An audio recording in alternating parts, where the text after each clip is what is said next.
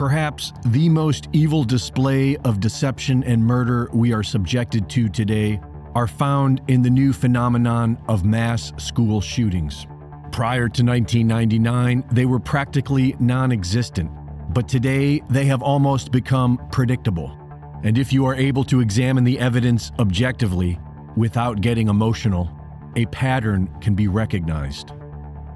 Former Naval Intelligence Officer turned whistleblower, Milton William Cooper, wrote in his book, Behold a Pale Horse, published in 1991, that the CIA was using drugs and hypnosis on mental patients in order to persuade them to open fire on schoolyards, to inflame the anti-gun lobby, and do away with the Second Amendment.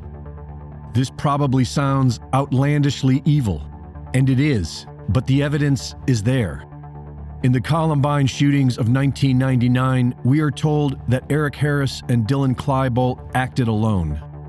The town of Columbine, Colorado, was created in 1958 for families and employees of the military-industrial complex. Eric and Dylan were arrested a year prior to the shooting and were allegedly sodomized by the arresting officer, which may sound crazy, but a local officer admitted to raping informants, which is a known method of trauma-based mind control. After this January incident, Eric and Dylan were put into a juvenile diversion program and prescribed SSRI drugs known to cause homicidal ideation. During this time, Eric Harris was making online death threats and bomb threats. Local police were aware of this and drafted a search warrant affidavit, but it was ignored. Eric and Dylan threatened revenge for the January incident in their yearbook.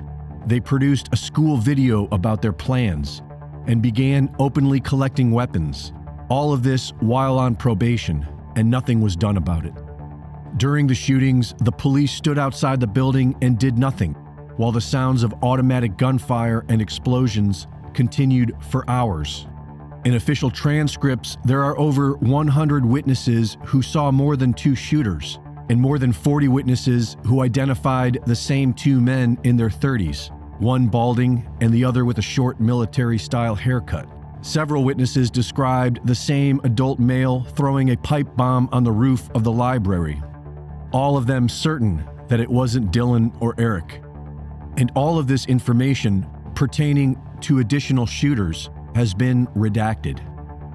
The FBI agent in charge of the Columbine investigation had a son who recently attended the school, who shot a student film inside Columbine High 2 years before the shooting about a character wearing a trench coat shooting up the school. Dylan and Eric fantasized about hijacking an airplane and crashing it into a New York City skyscraper in 1999. Are these just strange coincidences or remnants of the Fed's MKUltra program?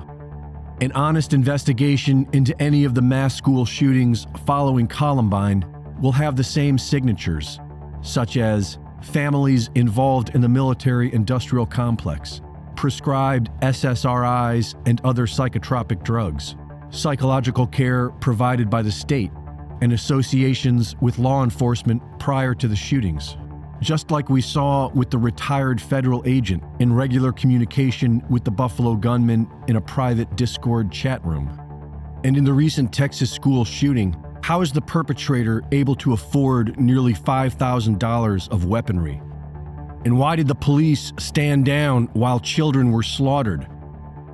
We are still allowed to question these things, but for how long? This evil will never stop until the truth is exposed. And unfortunately, most of us are too emotional to see things as they really are. Reporting for InfoWars, this is Greg Reese.